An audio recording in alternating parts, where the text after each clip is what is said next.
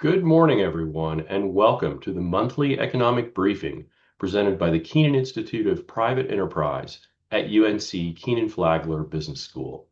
I'm External Affairs Assistant Director Rob Knapp, and it's great to have you with us this morning. Jobs numbers are in. It looks like 3 months in a row now of growth.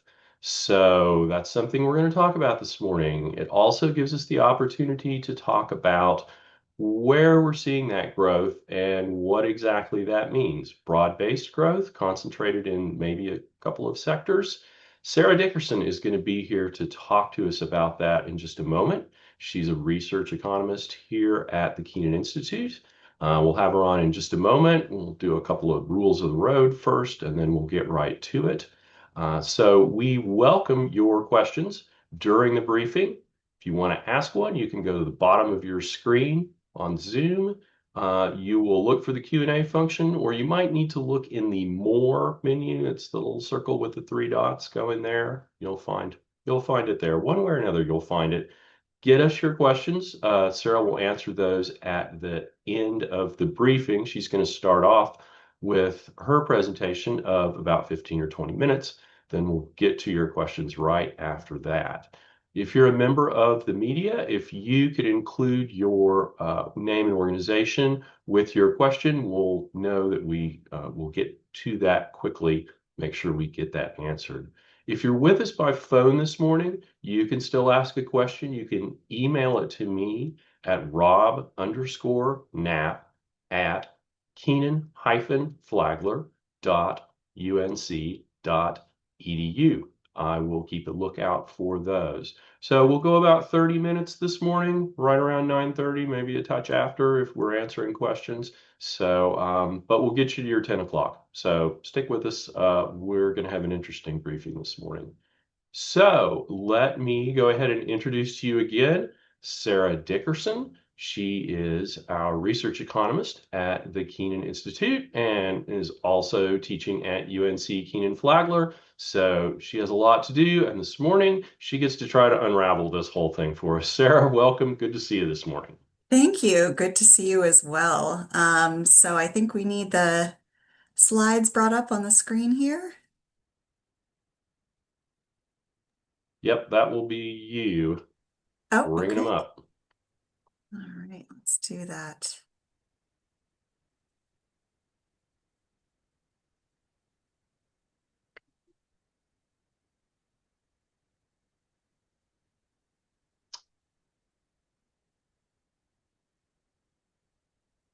Alrighty then. Is that Yep, good to there we go? go. All right, perfect. Thanks everyone for bearing with me. Okay, so this morning, I would say this is an interesting, maybe even an exciting jobs report. So I would characterize this as solid, maybe not strengthening, but certainly steady overall. So let's dive into it. In our change in non-farm payrolls, we have certainly exceeded expectations at 172,000. 85 was expected. April has also been revised upward. Beyond that, change in manufacturing payrolls. Again, we're exceeding expectations for the month of May and April revised upward.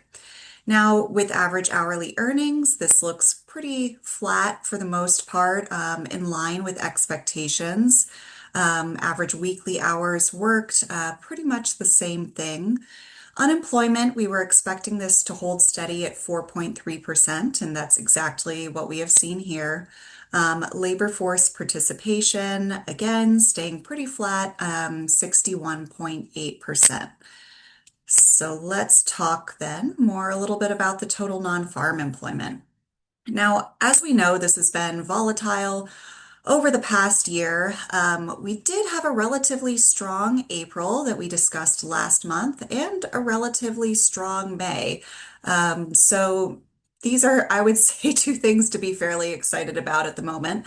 That said, there's some limited broad-based hiring. That means that hiring is essentially going to be concentrated in a few sectors: healthcare, leisure, and hospitality. The government jobs that were added were predominantly local jobs, local government jobs. In terms of healthcare, one reason why we've continued to see jobs concentrated in this sector has to do with our population aging, but also some of that burnout that has held over from the pandemic. So, high turnover rate in healthcare in particular.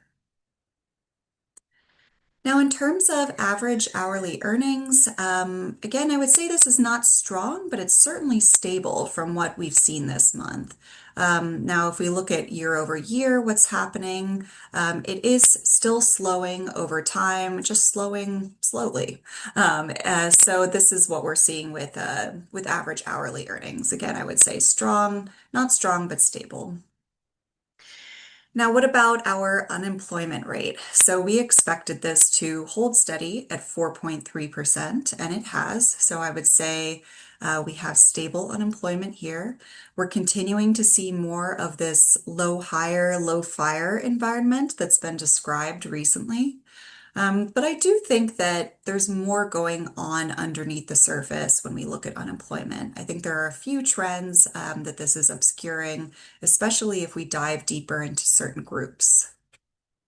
So let's take a look at unemployment for recent college graduates, 22 to 27. And if you're following along, that's that blue line there. And look at that compared to our unemployment for all workers, 16 to 65. Now, we do see that for recent college graduates, unemployment is still higher than it is for all workers. This was not the case in previous years, certainly prior to the pandemic. It's not what we were seeing. And now this gap between recent college graduates and all workers is widening. So, what's happening here? I think if you're like me, your first instinct is to say this is all AI, all task automation. That's certainly part of the story, right? So, we have some employers who are saying that we want to start automating all of the tasks previously performed by early career professionals.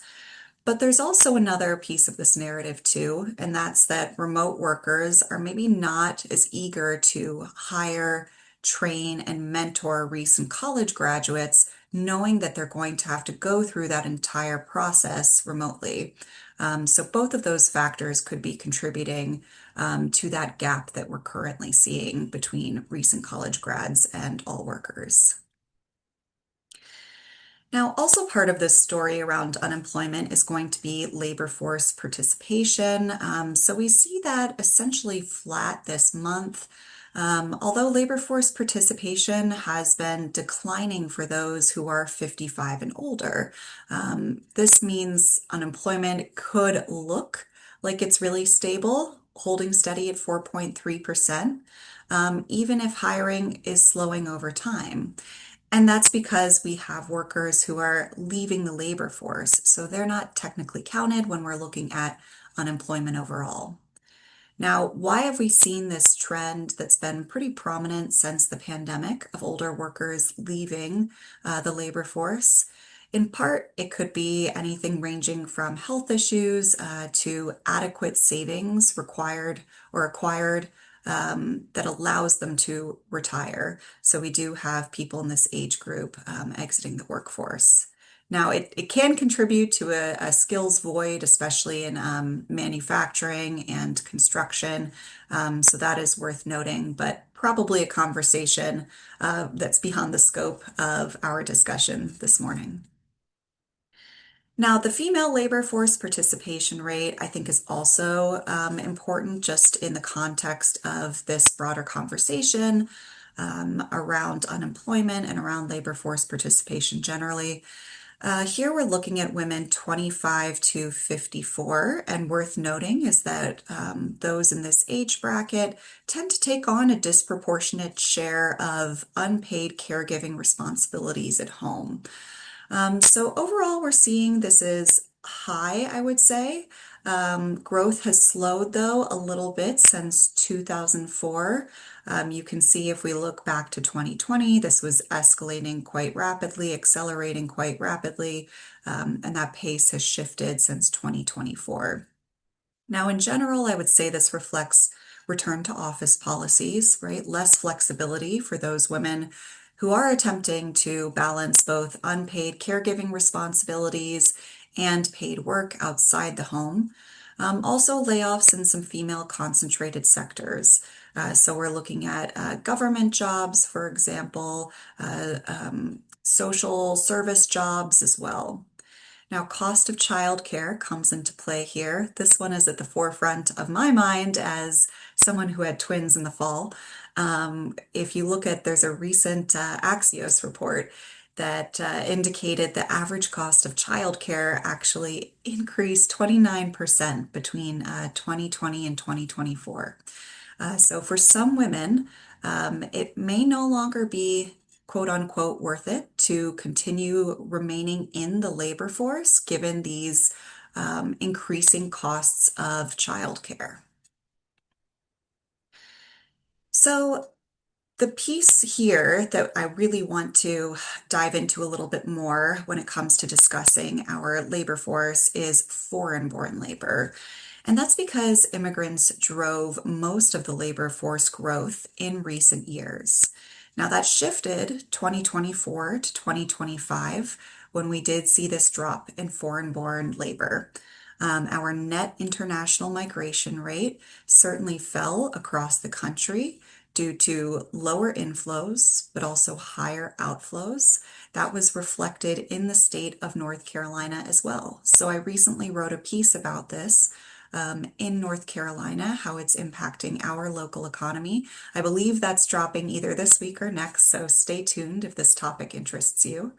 That said, it is difficult. The Census Bureau has indicated that it is difficult to track foreign-born labor. There are some challenges to always ensuring that the data is as accurate as it could be. So I wanted to supplement this slide with graphs from Indeed as well, just so we have a more comprehensive sense of what's happening with foreign-born labor.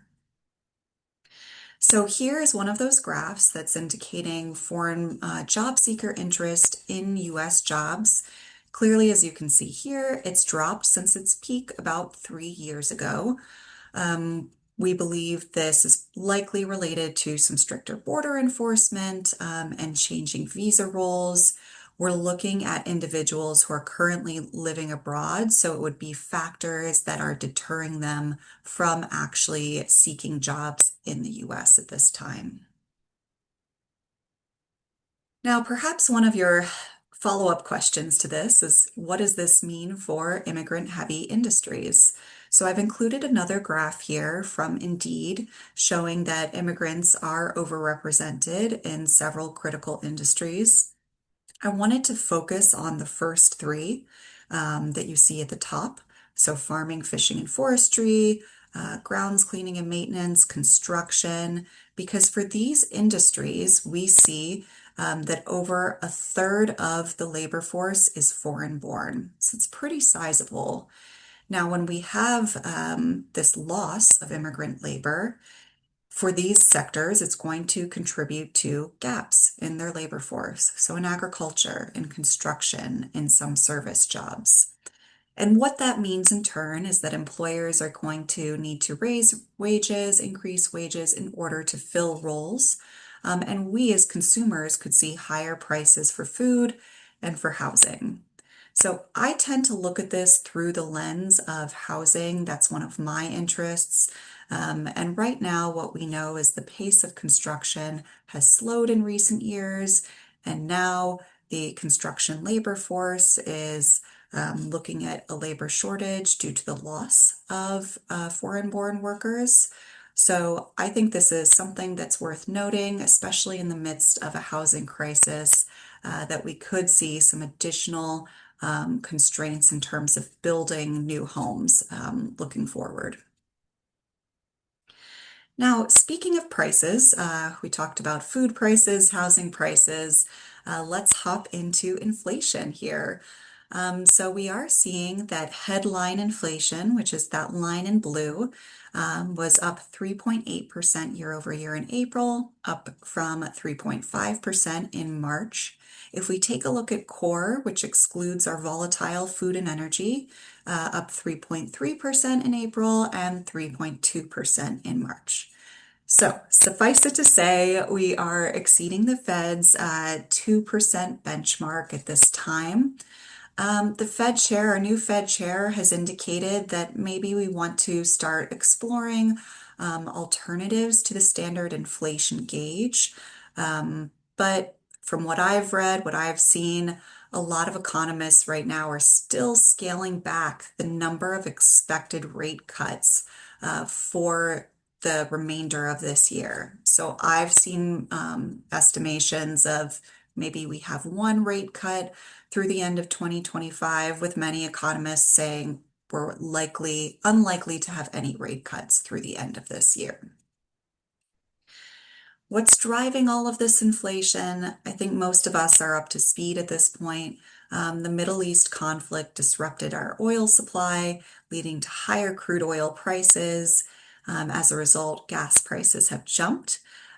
These are maybe moderating slightly. There's been a partial de-escalation since all of this began. But certainly, as you can see here, conditions have not yet quite returned to normal. Now, this is going to have an impact on consumer sentiment because ultimately that captures our inflation expectations and how we feel about our personal finances. And what we're seeing here is that consumer sentiment was actually worse in May than it was during COVID and during any time during the 2008 recession. So, pretty bad for the time being. Now, confidence, on the other hand, only took a slight dip in May. I would say that's because it's more focused on our labor market conditions, on the business outlook. And overall, we are seeing with our labor market that unemployment is pretty steady. We had jobs that were added. So it would make sense that consumer confidence would ultimately not be performing as poorly as consumer sentiment. And that brings us to our personal consumption expenditures and real personal income. Here we're looking at the 3-month annual percent change. And we do see that households are spending more than income supports. So how is that possible? Well, basically this tells us that spending is not coming from people's take-home pay. It's not being financed by income. And this certainly plays out when we take a look at our personal savings rate over the course of 2026 and over the course of this spring. So personal savings has been falling this year. Now, I think this makes a lot of sense if you think about the fact that a lot of Americans are relying on gas in order to get to work, pick their kids up from school, go to their doctor's appointments. We can't just stop going to the pumps, filling up our cars. And therefore, as Americans, many of us are needing to continue to spend that money, even if our incomes aren't supporting it at this time. Now, this type of consumption can sustain our GDP growth in the short term, but as we all know, relying on savings, maybe charging our purchases to our credit cards, this isn't going to necessarily be sustainable for the long run. So let's talk in more depth then about our GDP growth. So in Q1, we did see that this hit 1.6%. For Q2, if we look at the Atlanta Fed's nowcast, we're seeing 3%, but this has been trending down in recent weeks over the last 3 weeks. Consensus is a little bit closer to 2%. So the way I describe what's going on behind the scenes is that consumer spending is clearly still steady. We know that there is a lot of investment happening in the AI space. But at the same time, we're still seeing this slight deceleration from previous years. So if we look back at Q2 for 2025, Q2 2024 example, still decelerating a bit there. So I didn't want to go through the whole presentation without addressing AI. That's top of mind right now. Here we have a map that was actually created by the Kenan Institute using data from the Bureau of Economic Analysis. And this shows us for 150 extended metro areas across the country, the share of GDP that's attributed to information and science and tech. And it gives us some insights into where investment is currently happening in the AI space. So, as you might expect, in San Francisco, Seattle, Denver, Austin, Northern Virginia, we are seeing investment in data centers, in chips, in logistics hubs, in AI research labs. And ultimately, these are going to be longer term projects. So we're not talking about a small bump in GDP one quarter. We're talking about sustained GDP contributions. I also think what's worth noting here is that when you look at the US compared to some other parts of the world, Europe, China, for example, we are seeing greater investment here, and that investment in AI is growing quite rapidly. Okay, so to sum up, I would say we're still expecting moderate GDP growth. Our jobs report looks pretty strong and stable, but in some aspects it is plateauing, right? Some of those indicators are remaining flat. But we did talk about both headwinds and tailwinds today. So, in terms of headwinds, we are seeing that inflation driven by energy prices. That is tied into geopolitical uncertainty that is continuing into the summer now. Slowing labor force growth due to population aging, and especially immigration, so the loss of foreign-born labor that was driving labor force growth in recent years. Now, uptick in unemployment among recent grads. So I believe actually in the last month or so, this has improved slightly, but generally speaking, this year, over the course of the past year, we've seen that this has been climbing, this unemployment, and it is greater than it is for all workers. Now, tailwinds as well. So steady spending, right? So people are still out there spending, despite the fact that they have weaker income growth. Trade policy, I didn't get into very much today. More predictable. This might not be the right way of phrasing it necessarily. I guess I would say here that it's more so that we have become more comfortable with the unpredictability of tariffs. So if you think back to a year ago, there was a lot of anxiety around tariffs and what this could mean for our economy. But as it currently stands, our uncertainty index has improved since this time last year. So I think we're becoming more comfortable with that unpredictability. And then finally, we have our AI-driven investment boom in the country as a whole, but also in specific areas, like I said, San Francisco, Seattle, Austin, for example. And this is going to contribute to some GDP growth, probably for the next couple of years. Now, changes in geopolitical uncertainty, in AI developments, this could certainly alter the outlook. So we're going to keep an eye on both of those. But for the time being, I would say this is still a fairly strong jobs report, fairly steady numbers that we're seeing this morning.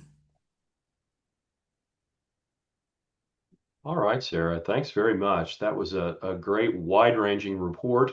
You covered a lot of ground, so people may have questions on a lot of different kinds of things, and we're ready to take those questions. We have room for another one or two, so if people want to ask, please use the Q&A function that's at the bottom of your screen, or might be hidden inside the little more circle with three dots, one way or the other. You can find us that way. If you're with us by phone, you can email me your question, rob_knapp at kenan-flagler.unc.edu. If you're with the media, please let us know that so we can make sure we get that question answered. Okay, and I should say, Sarah, on the childcare issue, just another example of the Kenan Institute not just doing the research, but having some practical experience as well. So that's a big thing. Yes. Um, let's go to the questions. Let's see. How are the mass layoffs in healthcare accounted for here? Example, CVS, United, Cigna, Humana, all laying off thousands in 2026. Yeah, I think this is a really good question. So the layoffs have been very visible in the headlines. I will say that if you're combing through the news right now, you're going to see a lot about the layoffs. But it's honestly not dominating the data. So as we've seen recently from the BLS, layoffs haven't changed remarkably from month to month. Um, I would say that our low hire, low fire environment is still an accurate description.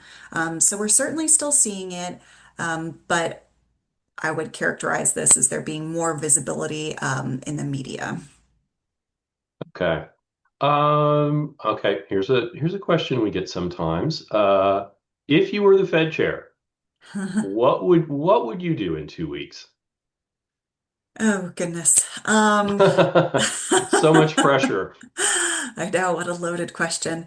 Yeah, I mean, I would say right now, I would err on the side of caution. I think we are not in a position at this exact moment to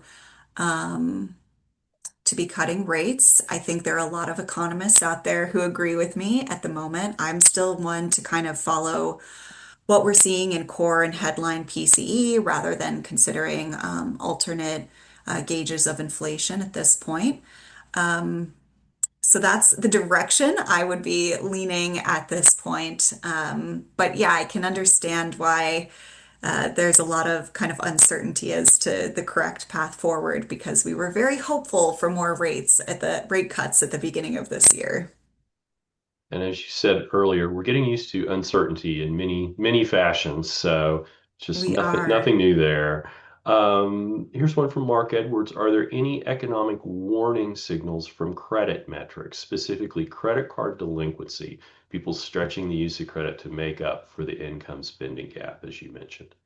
Yeah, that is a good question. So that's something I'd probably have to dive into a little bit deeper. This month I was predominantly focused on looking at savings and trying to get a better understanding of the extent to which we're drawing down savings. So that's something I'd be happy to look into in more depth and answer offline. Okay. Dan Barkin from Business North Carolina asks, what bold initiatives in childcare would allow more women to join the labor force? And I should say, I don't know if anybody of our attendees was at our conference on market-based solutions for reducing wealth inequality yesterday. Sarah was. She spoke about housing, but there was a lot of talk about childcare as well. There was, yeah. So we had one very interesting panel, two the CEOs for, I want to say the company is called Patch, Hmm. and they have a bold new solution to dealing with childcare. And we talked about how it was being used at UPS, actually. So UPS was struggling with some of their workers being unable to come into work, and they weren't sure why that was happening. They quickly learned it had to do with childcare. So nannies or babysitters, family members canceling last minute. And Patch came in, and what they did was provide a solution to this where if there is a last minute cancellation in childcare for your employees, they have someone on site who can accommodate you. So you can bring your kid in for a few hours, and they are able to take care of your child while you go to work. And I know they went through a few iterations trying to figure out the best way to fine tune this model and accommodate, I guess, the unique workforce conditions for UPS. But ultimately, it's been successful. And I think that's more of what we need is just flexibility, flexibility for parents in general. I think the conversation around the cost of childcare is also a very important one. We don't have time to dive into that today, but it has increased quite rapidly. And some interventions in that space would generally be helpful for all working parents. So. Yes, there's a lot to a lot to break down in that space. Lot to unpack there, yeah, but Yeah. it was a very interesting conversation yesterday, and especially the emphasis not just on just filling in when somebody doesn't show up, Yeah. when there's an immediate childcare need for just that day, and just making sure workers have a way to get in, do their jobs, rise in the company because they're there every day because it was good. Yeah, good Yeah. conversation. Okay, this here's one from Manda Miller, and I'm gonna try to explain it. I gave Sarah a quick look at this one beforehand, but I want to make sure folks out there know what the question is. So, Manda, and thank you for the question, was seeing this difference between the monthly increases in PPI, the wholesaler inflation, and PCE, the consumer inflation, and was looking at different scenarios for that, why that's happening. One being that this is just not a good thing for consumers, and inflation is going to get worse. The idea that businesses are taking a hit to profits in favor of top line growth, or also that businesses are just finding a way to streamline their operations and limit their passing on of these costs to consumers. So, Sarah, thoughts on that? Yeah, I mean, I think that all of the possibilities Amanda described are possibilities and they're Mhm. not mutually exclusive either. So I would say in reality, firms might be passing on some of their costs. They might be absorbing some, raising prices later. That's an option. Cutting costs as well. So I remember last summer I was looking into Walmart and Amazon, and this was kind of around the height of the discussion related to tariffs. And there was an effort to really absorb some of those costs, but also to negotiate with anyone they were purchasing from, let's say overseas, just to make sure that they were getting the best deals possible and not raising prices for consumers. So, all of that to say is, I think there's likely a combination happening here of all these different scenarios. One thing to keep in mind is the lag effect and the timing of it. So, passing on those costs, right, when we look from PPI to PCE, that can take 3 months, it can take 6 months, it can take 9 months. So, it might not be a matter of, oh, these costs have been absorbed, they haven't been passed on, but rather these costs have not been passed on yet. So that's one possibility to consider here. Okay. Okay, let's do one more question, and it's a housing question. Okay. So has there been any shift in the housing being built due to construction labor shortages? Builders targeting higher end versus lower end, or is the labor issue across the board in the construction space? Yeah, so the question is more what that impact has been so far on construction. Yeah, so this is a good question, and I would say that it's also a complicated one. So, first of all, measuring foreign-born labor, as I talked about, can be difficult. The Census Bureau has acknowledged that. Also, this dip is something that we've seen happen recently in the data, so 2024 to 2025. Now, that said, anecdotally, I have read through some local news on what's happened here in the Triangle. And what we've seen is that for certain housing developments here, we've had fewer workers reporting to work, um, sometimes opting to self-deport. So those labor shortages have happened and they have caused delays. They have interfered with project timelines. And again, this is more qualitative, I would say, in nature. So not necessarily something that I've seen play out in the data so far, but there are reports of it unfolding in the triangle. Absolutely. Okay. So, and maybe another case of things showing up in the data a little bit later. Sure. Yeah. Right. Okay, very good. Thank you. Oh, and one more thing, the your piece on immigrant labor is fairly newly posted. Oh, great. So I will send a link out to folks when I send out the email with the link to the video.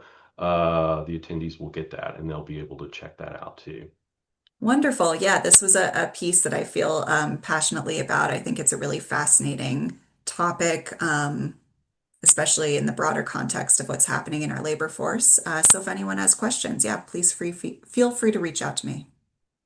Great. Thank you so much, Sarah Dickerson. Good to have you on. Appreciate like I said, the wide ranging. You covered a lot of ground, and that's always tough to do with a fresh report in your hands. But it was good, very good. And thanks also to all of our attendees for your questions. We always appreciate them. They make the briefing go. For the media in the audience, if you'd like to continue the conversation with Sarah about any of these topics or any of our other experts, please let me know and we can set something up. I'm at rob_knapp at kenan-flagler.unc.edu. For everybody in the audience, we have a brand new redesigned website. If you haven't seen it, come by. You can see Sarah's new piece. You can also see some other new pieces, new things headed soon. So we hope you'll take a look. Hope you like the look of it. Hope you enjoy using it. We're really proud to have it out there. So please drop by. We hope to see you next month in July. And I'm going off the top of my head, but I think we're running into the July 4th holiday again. So we may actually be on a Thursday next month, but I'll have a note out to everybody very soon with that date to let you know. Registration will be open probably as of later today. So you'll have an opportunity to put that on your calendar now and know that that's coming. Thanks for being with us this morning. We always appreciate you showing up and joining us, and we hope to see you again in July. So have a great rest of your Friday.